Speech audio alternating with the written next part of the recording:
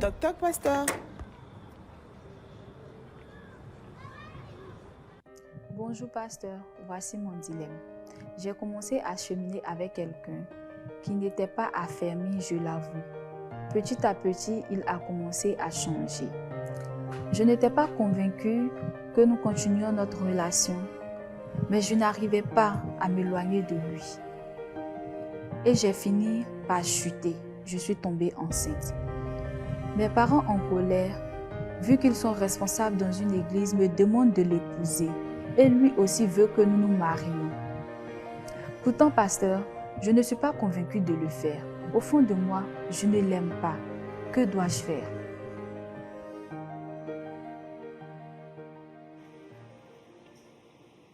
Bon, il y a une partie de la question que je n'ai pas bien entendue. Parce que là, c'est plus détaillé que la question qu'on a posée en ligne. L'équipe, est-ce qu'on peut revenir un tout petit peu sur le début? J'ai même un problème de volume ici. Toc toc, pasteur. Bonjour pasteur, voici mon dilemme. J'ai commencé à cheminer avec quelqu'un qui n'était pas affermi, je l'avoue. Petit à petit, il a commencé à changer. Je n'étais pas convaincue que nous continuions notre relation, mais je n'arrivais pas à m'éloigner de lui. Et j'ai fini par chuter. Je suis tombée enceinte. Mes parents en colère, vu qu'ils sont responsables dans une église, me demandent de l'épouser. Et lui aussi veut que nous nous marions. Pourtant, pasteur, je ne suis pas convaincue de le faire. Au fond de moi, je ne l'aime pas. Que dois-je faire?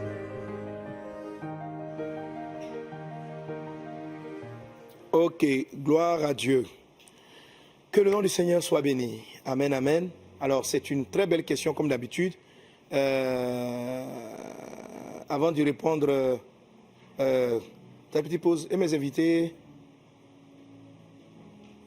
Amen.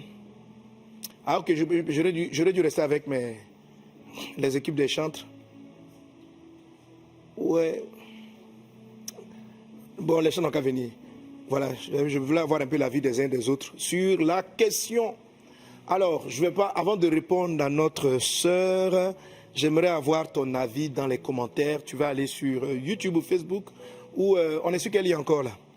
On a TikTok, on a Insta. Voilà. Donc, donnez-moi vos avis là-dessus. Donnez-moi vos avis là-dessus. Que doit faire notre sœur? Elle n'aime pas le frère dont elle est tombée enceinte. Au départ, il n'était pas bien affermi. Elle pensait dans son esprit se séparer de lui. Voilà. Donc, elle pensait dans son esprit se séparer de lui. Et puis, malheureusement, elle a chuté. Elle reconnaît, ils ont péché. Et cette chute a occasionné une grossesse. Elle ne veut toujours pas l'épouser, mais ses parents qui disent que c'était ton cheminant, si vous êtes tombé enceinte et que tu vas avoir un enfant, autant que cet enfant-là grandisse dans le cadre d'un foyer. Donc, il dit à leur fille, ma fille, débrouille-toi, il faut le tomber amoureuse de lui en même temps. Débrouillez-vous, en tout cas, mariez-vous. Et elle veut savoir si elle fait ce mariage ou pas, si elle reste dans le mariage ou pas. Qu'est-ce que toi tu en penses? Donne-moi ton avis. Alors, Presley dit, la Bible dit que ce qui n'est pas fait de conviction est péché. Ce qui n'est pas fait de conviction est péché. Autrement dit, si tu n'es pas convaincu, il faut arrêter. Alors, Mariska nous dit, être tombé enceinte de quelqu'un ne veut pas forcément dire qu'il est l'homme de sa vie. Elle a reconnu que c'était une erreur. Ok? Marie dit te marier, rien ne t'oblige à te marier, mais il faut arrêter toute relation avec lui. Je te conseille à rechercher la face de Dieu pour le mariage. Exactement, quand ce mari ne coupe pas le péché, mais dans ce cas, la sœur est compliquée. Tu n'aimes pas la personne, mais tu conjugues avec. Toi-même, tu as besoin de délivrance. Il y a des gens dans les commentaires, ils sont dangereux. Où est-ce qu'on peut poser des questions? Où est-ce qu'on peut poser les questions de Toc Toc? Toi, si tu veux poser une question, Amanda Koudunion devait poser une question. Moi, il faudrait dire, on écrit à quoi? Bon, tout à l'heure, on va mettre l'adresse de Toc Toc. Ok? Voilà, il faut écrire à mslife@vasdonneur.info. mslife@vasdonneur.info. Il faut dire qu'on reçoit beaucoup de questions. Hein? Et on est obligé de faire un tri. Ok. Pour ma part, qu'elle épouse le frère. Les voies du Seigneur sont insondables. Voilà, mon monsieur dit qu'elle épouse le frère. Ok. J'ai Eden Série, ne l'épouse pas vu que tu ne l'aimes pas. Prie, Dieu t'enverra l'homme que tu aimeras. Bonjour papa, moi je pense que si elle n'a pas cette paix intérieure, elle ne doit pas l'épouser. Thierry Capé dit, prions pour la technique parce qu'on n'entend rien. La technique. Pour moi, elle ne doit pas le faire. Elle est immature. Alléluia. Tu l'aimes pas, pourquoi? Eh, bon voilà, ça c'est quelqu'un encore. Tu l'aimes pas. Comment tu as fait pour tomber à lui? Pour chuter à lui? Sinon, il va partir, il ne faut pas le chasser de force. Sinon, il ne faut pas le chasser de force. Je crois qu'il ne faut pas qu'elle se fie aux sentiments. Il ne faudrait pas qu'elle se marie avec lui. Ok, là, j'étais des réponses de YouTube. Allons voir des réponses sur Facebook. Elle prie que le Seigneur guide. Elle est tombée enceinte. Je pense qu'il y a une petite considération envers celui-ci. Ok. Amen, amen, amen, amen, amen. On a un ensemble de réponses. Ah, je n'ai pas encore salué mes amis d'anglais. Yes. Ben, est-ce que tu peux me donner aussi, j'ai salué un peu les gens d'Insta ou bien de... TikTok, on salue aussi là-bas, non? Voilà. Mets la page et puis tu me donnes. Alors, those who follow us now online in our English page.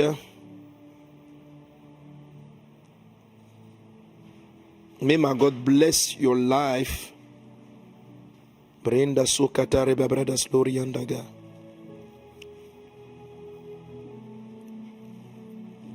Bon, je ne vois. Je sais pas, je dis c'est bizarre, je ne retrouve pas la page anglaise. Avec l'anglais? Ah, ok, d'accord. Okay, I think we have some issues with our English page. By the grace of God, it will be fixed. We fix it, son. Ok, que la grâce et la paix du Seigneur soient avec chacun d'entre vous. Amen. Alors, je vais demander ici à mes chantres qui étaient partis, qu'est-ce que vous pensez de cela? Alors, elles sont des pasteurs, sont des servantes de Dieu. Tu es confronté, sont les cas auxquels on est souvent confronté à l'église. Pasteur Carmen, que ferais-tu? Ce que je peux conseiller à la sœur, c'est de ne rien faire dans la précipitation. C'est vrai qu'elle est enceinte, ils ont chuté, qu'ils aillent voir leurs responsables se confesser. On va certainement les mettre sous discipline. Mais bon, je pense que ça sera de bonne guerre qu'ils soient sous discipline quand même. Et puis, elle prend le temps de chercher le Seigneur jusqu'à ce qu'elle accouche normalement. Il y a le temps, rien ne presse, on ne se marie pas par précipitation. On ne se marie pas non plus parce qu'on a fait un enfant avec quelqu'un. C'est dommage, mais bon, c'est pas ça. Ça fait pas partie c'est pas une raison principale pour se marier. Donc il y a le temps qu'elle fasse comprendre à ses parents que pour le moment, elle n'a pas la paix par rapport à ce mariage. Donc on laisse l'enfant venir tranquillement. On continue de chercher le Seigneur jusqu'à l'accouchement. On va se confesser devant les pasteurs et puis on suit les conseils, les directives que les pasteurs vont leur donner. Ok, d'accord. Oui, Annabelle. Oui, papa, je suis entièrement d'accord avec ce que Pasteur Carmen vient de dire. Je crois que c'est pas sage de s'appuyer sur ses sentiments aussi, parce qu'il y a eu une période où elle était attirée par lui, elle aimait. Après, à une autre période, elle dit qu'elle ne l'aime pas, mais malgré ça, elle va avoir des relations avec lui. Donc, on voit qu'elle est dans une atmosphère de confusion. Donc, elle a parlé de ne pas prendre de décision hâtive et de chercher la face du Seigneur. Je crois que c'est sage, même si à la fin de l'histoire, au fond, personnellement, je pense quand même que ce mariage ne devrait pas se faire parce que ne devrait pas se faire de cette manière. Ce ne sont pas les parents qui obligent l'enfant à se marier parce qu'il y a eu une erreur. Il faut que ce soit vraiment la volonté du Seigneur et qu'ils en soient convaincus tous les deux avant de s'engager dans cette relation-là. Voilà, donc c'est pour ça qu'il faut vraiment chercher le Seigneur. Ok, gloire à Dieu. Amen. Alors merci pour toutes ces belles réponses. Je parlais de... là on a quoi, dans TikTok, c'est ça? Ok. Alors salut tous les frères et sœurs de TikTok. Shalom. Dodo Love, Aimé Jésus, Tamto, Bijou. Voilà, je pense qu'il doit faire une pause. Ok. Ce sont... Alors, si TikTok, quelqu'un me dit, ce sont les hormones, pasteur, qu'elle accouche pour voir si ses sentiments sont toujours pareils. Donc, et là, les hormones, ma soeur, Il y a un qui dit que tes hormones t'embrouillent l'esprit. Donc il faut accoucher et puis après tu vas réfléchir. Donc il y a deux personnes, même il y a Onction qui dit que c'est hormones, il y a Sébastien qui dit que ce sont les hormones. Si elle demande ce qu'elle sait déjà, je pense qu'elle a déjà fait son choix en vrai.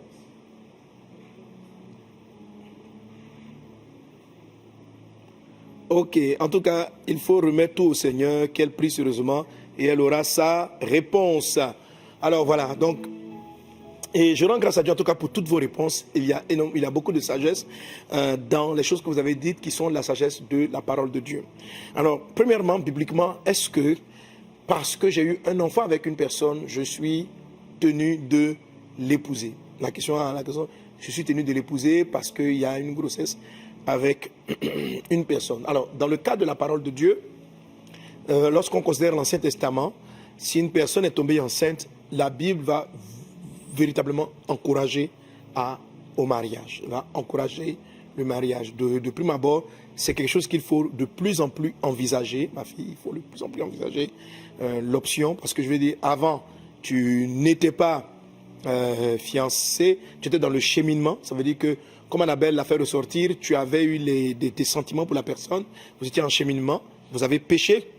Je ne vais pas revenir sur ce que Pasteur Carmen a dit, c'est-à-dire le péché nécessite une repentance, mais je vais en arriver quand même avec quelques points tout à l'heure, mais c'est-à-dire que quelqu'un avec qui on a un enfant, si on devait faire des notes de qui marier, il a déjà un point de plus, mais ce n'est pas encore suffisant pour qu'on aille, pour décider à 100% qu'on doit marier la personne.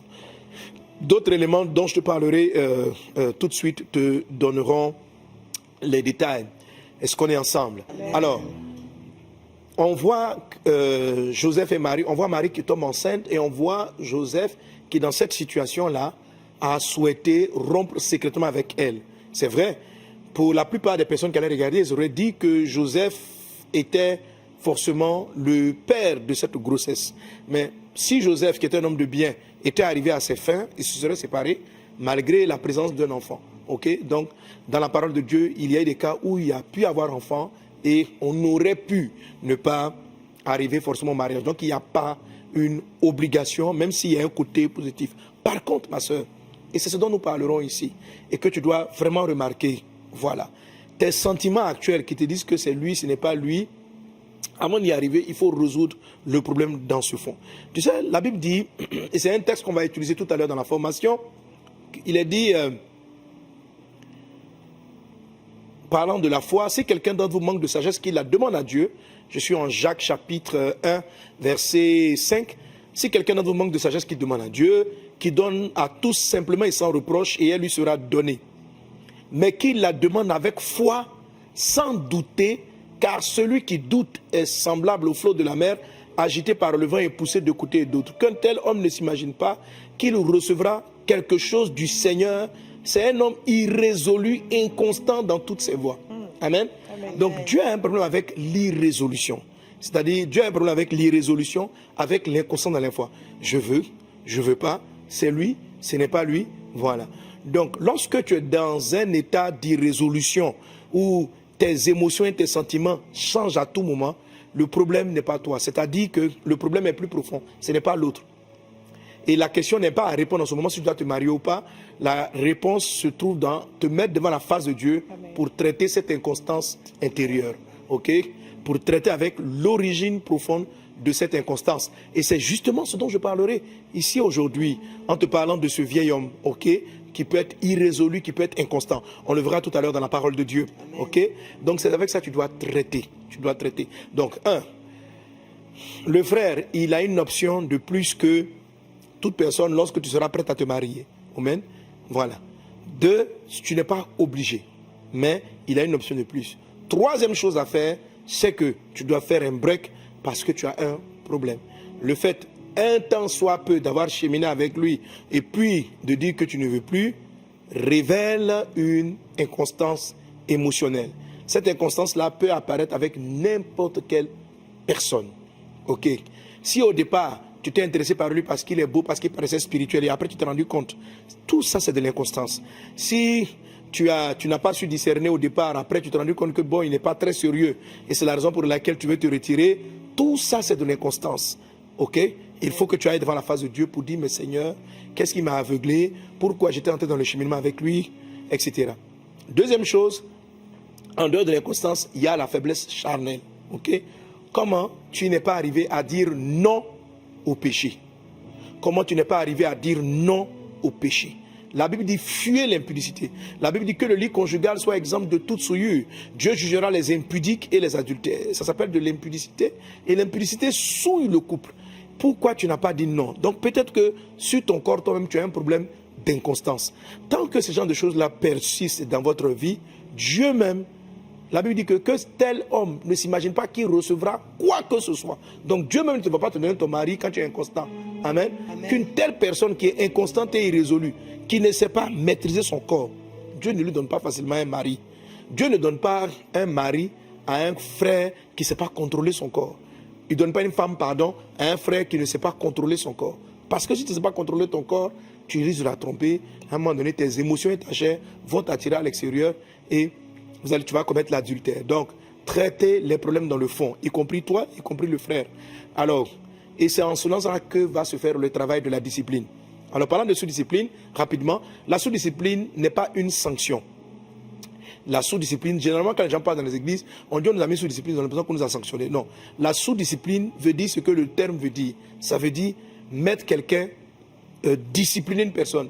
Parce qu'on estime qu'elle n'a pas su discipliner son corps, elle ne sait pas discipliner ses émotions. Donc, un frère qui se fiance avec une soeur, qui la laisse, qui va prendre une soeur, qui la laisse, qui va prendre une soeur, qui la laisse, il faut le mettre sous discipline.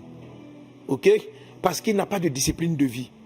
Cette inconstance-là fait que Dieu ne peut pas lui donner le mariage et ça va lui poser un problème plus tard. Donc il faut le mettre sous discipline. Alors la discipline, alors tu en profites pour parler donc au pasteur et à tous les autres qui mettent les gens sous discipline. Une discipline a un objectif. Il faut, au moment où vous allez contraindre la personne à suivre un programme, il faut avoir un objectif, l'amener à contrôler ce qui n'était pas discipliné dans sa vie. C'est ça la sous-discipline. Donc, quelqu'un qui n'arrivait pas à tenir, on va la sévrer sexuellement, tu dois être comme ça. Donc on peut le mettre sous discipline. La sous-discipline peut être le fait que pendant telle période, ne vous voyez plus, ou bien, en tout cas, selon que le Saint-Esprit donnera au pasteur de paître les brebis, le Saint-Esprit te montrera, serviteur de Dieu, quelle discipline appliquer à cette personne. Alors ma soeur, si tu ne trouves pas dans une communauté où tu sois soumise à la discipline, il faut toi-même te donner une discipline. Et la discipline, dans ce cas de figure, va consister à appliquer les enseignements que je te partagerai tout à l'heure, c'est-à-dire discipliner ton âme, discipliner tes sentiments, discipliner tes émotions, discipliner ton corps. Et on va y arriver justement. Que Dieu te bénisse abondamment. C'était ma réponse au Toc Toc Pasteur. Que la grâce et la paix du Seigneur soient avec vous. Donc 3 choses à faire, tu n'es pas contraint. Le frère a un pas de plus. Et puis, tu dois traiter le problème de l'inconstance. Voilà, tu dois traiter le problème de l'inconstance dans la présence de Dieu. Une fois que tu seras guéri, tu sauras exactement si tu dois continuer cette relation ou si, franchement, ce n'était pas la peine. Amen. Amen. Que Dieu te bénisse abondamment. Amen. Et puis, bien sûr, tu as d'autres réponses qui arrivent dans la suite du message. Alléluia. Amen. Alors, Bonne nouvelle! À partir du 7 juin, on se retrouve désormais tous les mercredis à partir de 12h30 pour notre rendez-vous hebdomadaire avec le pasteur Mohamed Sanogo pour le MS Live. Vite à votre agenda, à partir du mercredi 7 juin, une nouvelle saison de révélation et formation nous attendent à l'école des prophètes.